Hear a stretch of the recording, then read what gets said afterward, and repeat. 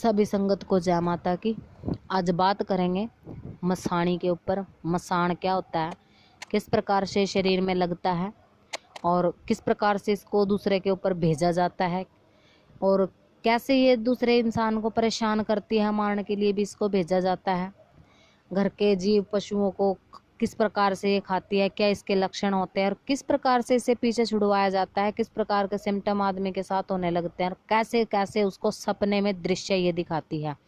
इन सभी विषयों पर आज चर्चा करेंगे। चैनल को सब्सक्राइब जरूर करें, नोटिफिकेशन बेल को ऑन करें ताकि अच्छी और सही जानकारी आप लोगों तक पहुंचती रहे। सभी प्रकार के लक्षणों के ऊपर आज वीडियो में चर्चा करेंगे। देखिए, दरबार में किसी बहन के ऊपर थी ये मसाणी और ये सच्चे अनुभव हैं, किस प्रकार से हमने और उन्होंने एक्सपीरियंस किया और जिस प्रकार से उसके मसाण को उतारा गया, इन सभी विषयों पर आज चर्चा करेंगे। देखिए, जब मसाणी किसी के ओर लगती है तो ये चौक चौराहे से लगती है, क्योंकि ये चौक चौराहे की शक्ति होती है। जैसे अगर किसी ने मसाणी का उतारा करके चौक चौराहे पे रख दिया और आप वहां से जा रहे हो, आपका पाँव उसके ऊपर पड़ जाता है तो ये वहां से भी साथ में हो लेती है। और दूसरा तरीका ये होता है कि इसको मंत्रों के द्वारा बांध करके किसी व्यक्ति के ऊपर छोड़ा जाता है, भेजा जाता है उनके मारने के लिए, उनके कार्य बिगाड़ने के लिए या फिर उन्हें परेशान करने के लिए। क्योंकि लोग होते हैं कि किसी भगत के द्वारा उन्हें पैसे दे करके छुड़वा देते हैं ये चीजें, अपने दुश्मनी के कारण, जलन के कारण, ईर्ष्या के कारण, और होता सब कुछ है। तो इसके लक्षण क्या होते हैं, किस प्रकार के सपने उस इंसान को दिखाई देते हैं जिसके शरीर पर मसाण या मसाणी लगी होती है। देखिए, उनको सपने में जैसे काले वस्त्रों में, काली साड़ी में कोई औरत दिखाई देती है और राख से लिपटी हुई दिखाई देती है। ये जिस बहन बेटी के साथ हुआ उनके सच्चे अनुभव है। उन्होंने हमें बताया गंदे वस्त्र, गंदी वस्तुएं, कच्चा मांस और कलेजियां, शमशान की राख, इस प्रकार से, यानी कि जितना गंदा है, गंदी चीजें उनको दिखाती है और उनके घर में से गंदी बदबू आती है, उनके मुंह से इतनी गंदी बदबू आती है कि दूसरा अगर कोई व्यक्ति उनसे बात कर रहा है तो वो बर्दाश्त नहीं हो पाती उन लोगों से। और आपस में जैसे घर में ये शांति नहीं रहने देती, झगड़ा करवा के रखती है, शरीर का खून चूस लेती है, शरीर में खून बूंद की बनने नहीं देती।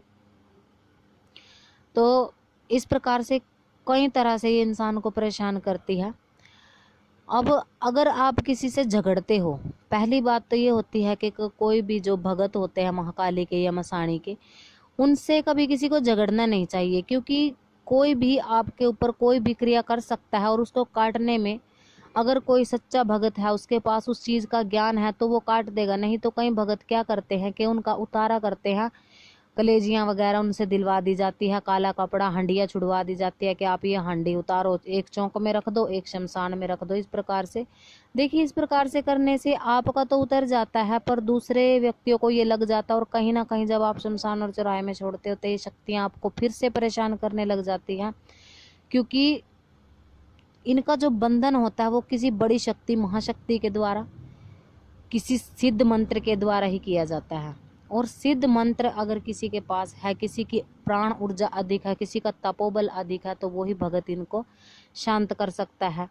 क्योंकि ये भक्तों के ऊपर भी वार करती हैं। ये हमारे खुद के सच्चे अनुभव है, हमारे साथ हुआ है।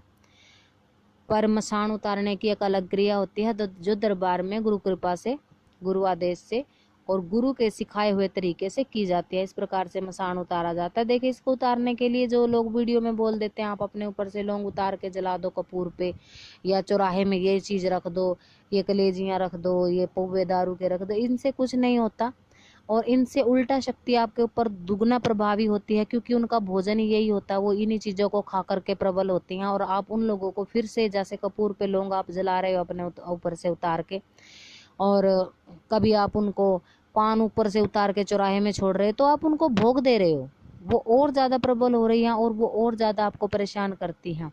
ये स्वप्न के माध्यम से भी आती हैं। और जैसे वो जिस आदमी के ऊपर मसाण लगा, अगर वो पूजा पाठ करता है किसी भी इष्ट की, चाहे वो भगवान भोलेनाथ की पूजा करता हो, चाहे बालाजी महाराज की, चाहे माँ काली की, किसी भी इष्ट की अगर वो पूजा करता है तो उसे पूजा में ध्यान लगने नहीं देती, उसके ऊपर सवारी रूप में फिर वो खेलने लग जाती है, जीवा बाहर निकालती है, उन व्यक्तियों के बाल तक खींच लेती हैं, पाँव उनके घसीटे जाते हैं। क्योंकि जिनके साथ ये हुआ है उन्होंने अपने अनुभव हमें बताए हैं और महारानी की दया से ये जो मसाणी है, ये एक क्रिया के द्वारा उतारी भी जाती है और उतारी गई है। तो जिन लोगों के ऊपर मसान की क्रिया है, तो इधर उधर से अगर आप गूगल को गुरु बनाओगे, यूट्यूब को गुरु बनाओगे, तो आप अपने फायदे नुकसान के जिम्मेदार खुद ही रहोगे। तो ये इधर उधर से टोटके देखकर आप करना बंद करें, ये आपके लिए नुकसानदायक हो सकता है। कोई भी मंत्र तरोड़ मरोड़ के आपको बता दिया जाता है और उसे जपने लग जाते हो आप, ये क्योंकि मंत्र में एक अक्षर के फेर से मंत्र बिल्कुल उल्टा हो जाता है। आप देवता का आह्वान करते हो पर उससे किसी भूत प्रेत या नकारात्मक शक्ति का आह्वान हो जाता है और उसका आपके घर में वास होने लग जाता है। फिर आप सोचते हो हम तो इतनी पूजा पाठ करते हैं फिर भी हमारे घर से नकारात्मकता नहीं जाती, और कुछ लोगों के व्हाट्सएप पर मैसेज आते भी हैं कि हम इतनी पूजा पाठ करते हैं फिर भी हमारे साथ ये सब हो रहा है। तो इसका क्या इलाज है? देखिए, इसका इलाज एक ही होता है, गुरु मंत्र से, गुरुओं की शक्ति से, गुरु कृपा से, और एक साधी हुई क्रिया के द्वारा ही इन शक्तियों को काटा जाता है। तो इधर उधर भटकने की आवश्यकता नहीं है। अपने ऊपर से लौंग वगैरह उतार के चौराहे में ना डालें, इससे आपको ही खतरा है, आपके लिए घातक सिद्ध हो सकती है, क्योंकि आप नकारात्मक शक्तियों को भोग दे देते हो अपने ऊपर से उतार कर, वो प्रबल और हावी होकर आपके घर में डेरा डाल लेते हैं, वास कर लेते हैं, आपका पूजा पाठ में मन नहीं लगने देती। तो अगर किसी के ऊपर मसाणी के जो हमने लक्षण बताए हैं, इस प्रकार के लक्षण किसी के साथ हो रहे हैं, तो किसी अच्छे भगत से जाकर के अपना इलाज करवाएं, क्योंकि इनके इलाज के लिए हम बता चुके हैं क्रिया लगती है, छोटे मोटे उतारों से ये चीज़ नहीं जाती। तो आशा करते हैं आप लोगों को जानकारी पसंद आई होगी। और भी नई नई जानकारी के लिए दरबार से चैनल से जुड़े रहिए। तब तक के लिए जय माता की।